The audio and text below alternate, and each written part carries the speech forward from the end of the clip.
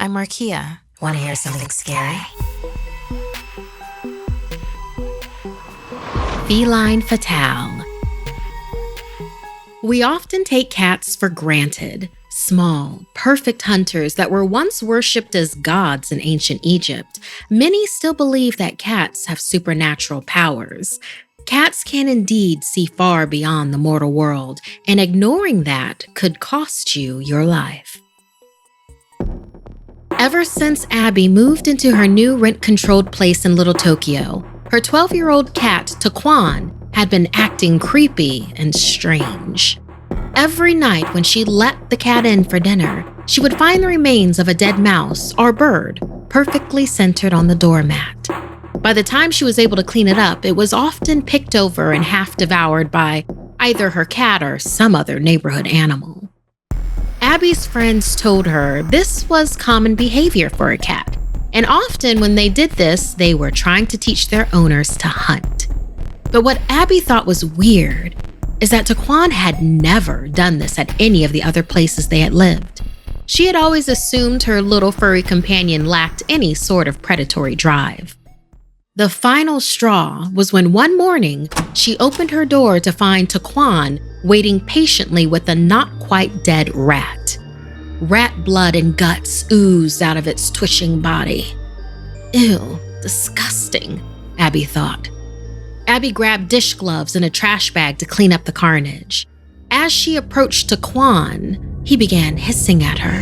Hackles raised. The cat would not allow her anywhere near it. She tried to quickly grab it, but the cat raked its claws across her hand, drawing blood. There was a tense standoff, but finally, Abby gave up when she heard some other animal rustling in the bushes. Let nature take care of it, she thought to herself. As for Taquan, she had other plans. He would be an indoor cat for a while. The next day was miserable for both Abby and Taquan. The cat whined and meowed all day long, begging to go outside. Just when she thought she might finally have a moment of peace, the cat would start yowling again. As it got closer to sunset, it got much worse. Taquan began scratching the door out of desperation. Abby couldn't take it any longer. She locked the cat in the bathroom until it was dark, and then the cat quieted down. He watched, pouting from the corner until she went to bed. In the middle of the night, Abby was startled awake by loud banging. Abby regretted keeping the cat in all day. This must be Taquan's revenge.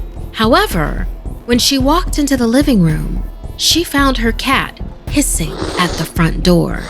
Tilting his head, he walked back and forth in front of the door in a strange, murderous dance, ready to attack at any moment. She wasn't sure whether to be scared of her cat or whatever was banging on the door. The cat's hisses and growls intensified as the banging grew louder and stronger from something trying to break the door open. Abby fumbled for her phone to call the police, but just then, the door burst open. Taquan looked at Abby and made a forceful sound and then ran outside into the night. Nothing seemed to be outside, and Abby couldn't figure out what caused the banging. She decided it was safer to close the door and stay inside. She could go and find Taquan in the morning. She took a deep breath and crept towards the open door. Suddenly, something grabbed her hair from behind and slammed her to the ground. She looked up to see a figure materializing above her. Black, soulless eyes appraised her as she was able to make out an emaciated woman with cracked and veiny white skin. The ghost drew its lips back, revealing rotting teeth as it spoke. I am a Gaki, a very hungry ghost. Abby was paralyzed with fear as the Gaki kneeled down beside her on the floor. I must feast, it said as it wrapped its hands around Abby's neck. But I only eat the freshly dead. The Gaki's cold, decaying hands tightened around Abby's neck. Her vision blurred as she desperately gasped for air. Dark spots began to cover her vision, growing larger and larger until everything went black. The ghost licked its lips as Abby approached the threshold of death. It reared its head back, savoring the moment of the first bite. But suddenly, a shriek interrupted the Gaki. Abby and the ghost both looked to the doorway to find a defiant Taquan standing before the biggest, fattest rat either had ever seen, perfectly centered on the doormat. The Gaki left Abby and quickly grabbed the rodent corpse, swallowing it whole.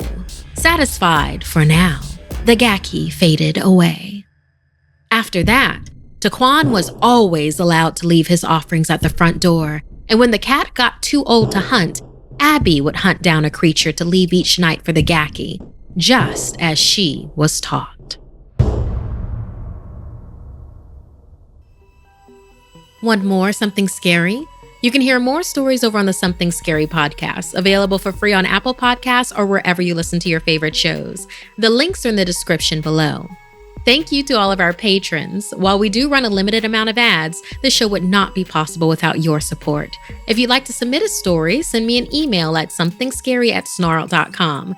Like and share this video if it gave you the chills. And don't forget to subscribe to Snarled and turn on the bell for notifications. And if you dare, follow me on social media.